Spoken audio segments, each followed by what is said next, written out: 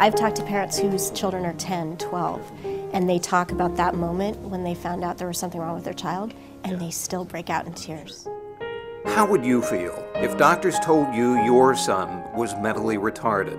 He would never function beyond the level of a 6-year-old. His outlook bleak. I was devastated. How far would you travel if there was only one place that held the key to unlocking your child? There's no other option. You know, you do what you can for your children, and if it means that I have to drive 500 miles in a day, I'll drive 500 miles. What would you do if the services your child so desperately needed all but vanished because of a rising plague of budget cuts, where therapies for an endless list of disabilities are reduced to minutes when a child needs hours? It's an era where the need grows fast, but the wait lists grow faster.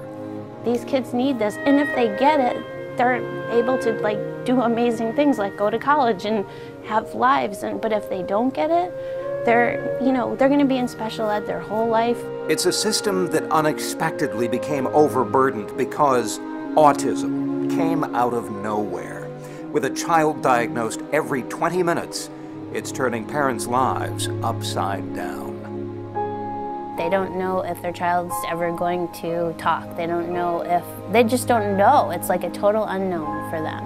And they don't know where to go, and they don't know what to do, and it's very hard.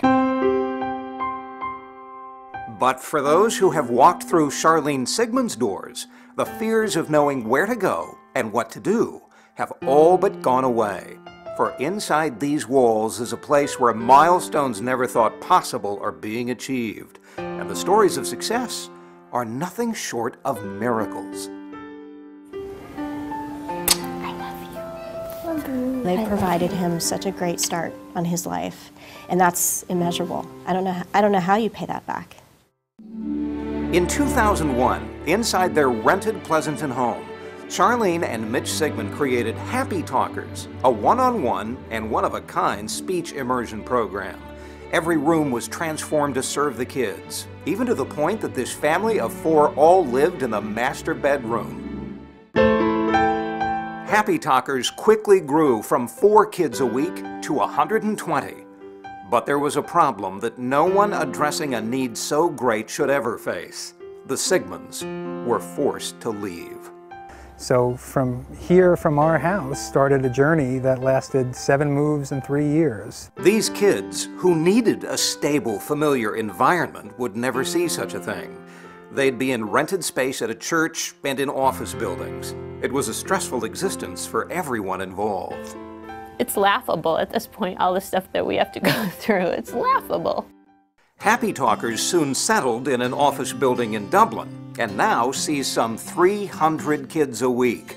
But it was in 2006, just a mile away, back in that same rented classroom space at Crosswinds Church, where Charlene opened the School of Imagination. Where is Ryan? Where is Ryan? Here. Here I am. How you feel today? Happy. You're happy? You're hoppy or happy?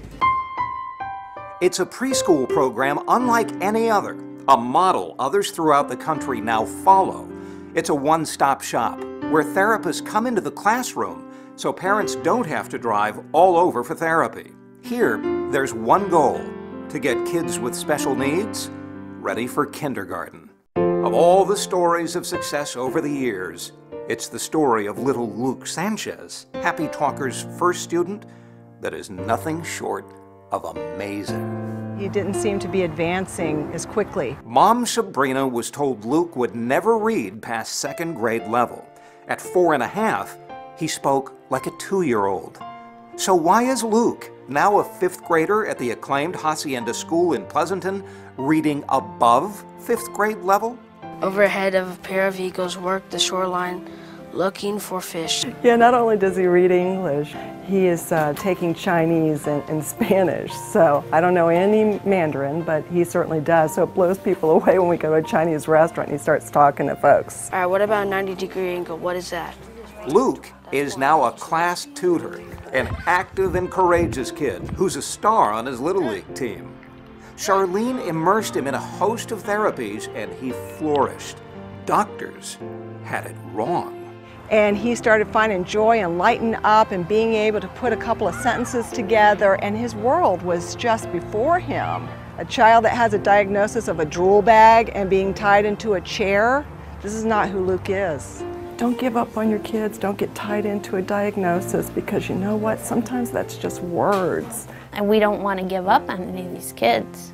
If I can't do it, we'll figure out who can. And that's actually what I tell the parents when they come in. If I can't help you, I'll find out who can.